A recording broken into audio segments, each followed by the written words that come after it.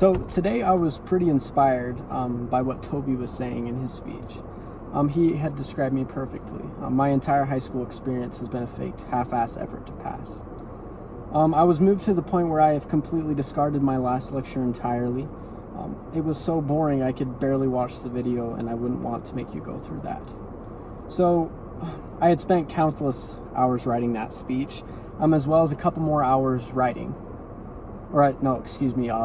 Making a video of it, and it's even uploaded to YouTube. I spent that much time on it, but I decided, out of respect for you guys, and I decided, for once in my public school education, I should be honest. Instead of telling you what I think would give me a good grade in this class, I decided that I would just want to speak from the heart and tell you what has worked for me in my life. A few of you know that every day I start my morning at 3 o'clock. You heard me right, 3 o'clock in the morning.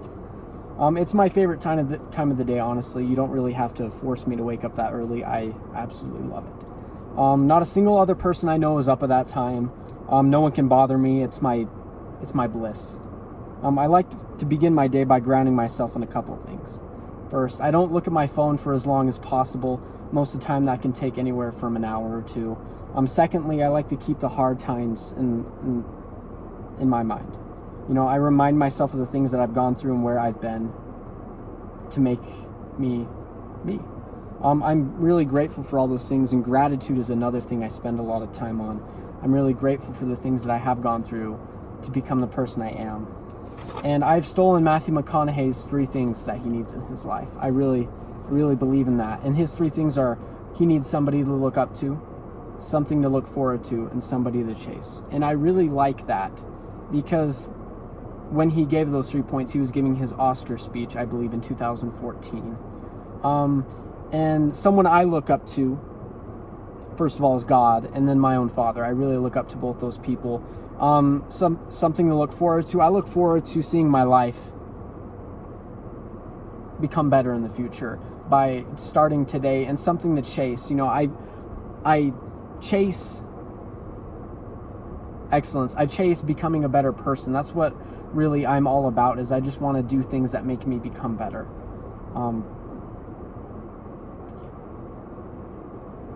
But if you know anything about me, you know that I don't like to do things that I don't want to do. That's really my entire school experience summed up in a nutshell. I have a 2.0 or a 1.9 for my high school accumulative GPA, if that has anything to say about that. And I'm pretty stubborn. And in our day and age, stubborn is really characterized as a bad thing. But I beg to differ. I think being stubborn is a virtue. Better said, I think being stubborn is being rooted in something so you're immovable. You know, I don't care who you are. If my own mother tells me I can't do something, I don't give her 2 cents. I do what I want. And now that might sound harsh, but it's the way that you have to live your life if you want to be somebody, if you want to change. And someday my stubbornness and hard-headedness will get me somewhere, and I truly believe that. 9 months ago, right before school started, I weighed 115 pounds. I was nearly anorexic. I was constantly sick. Always throwing up, and I was tired of being that way. I was tired of being that skinny, scrawny kid that I'd always been. So I decided I wanted to start working out. I wanted to work on my body, kind of getting into that gym culture. I started waking up at 3 o'clock in the morning so I could go to the gym before school. And that's when I really started that really early morning dedication. And my mom would relentlessly tell me to stop. She would tell me how I was hurting myself and how I wasn't giving my body enough time to rest. And it would go to the point where she would hide my car keys so I couldn't leave the house to go to the gym. And my entire family thought I'd gone mad and I was mentally ill, or whatever they had to say about it. And the icing on the cake is when on Christmas morning I went to the gym and my entire family blew up on me. You know, telling me how selfish I was, that I would rather go and enjoy myself on Christmas instead of enjoying it with them. But the funny thing was I was back before any of them even woke up, so I don't really see what the problem was. My mom was furious, especially.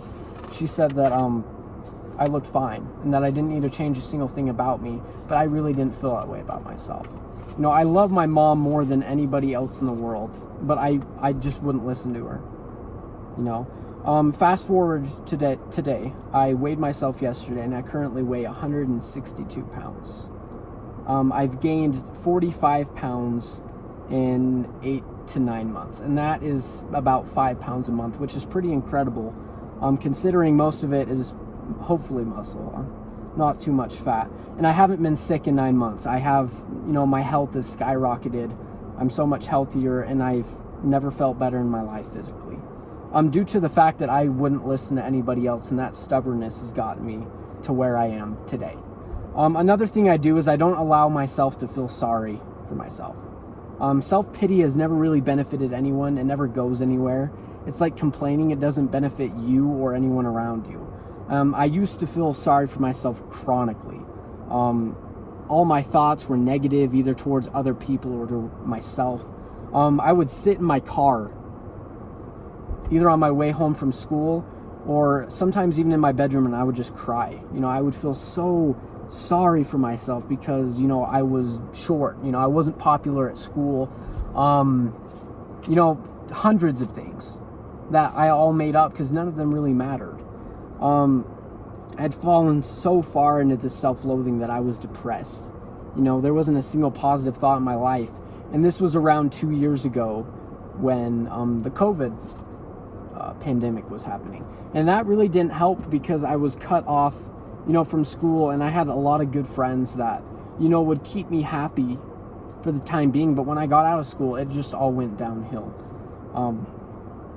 And I didn't really do anything to, you know, try to help myself out of that. I just kind of kept going on down that path.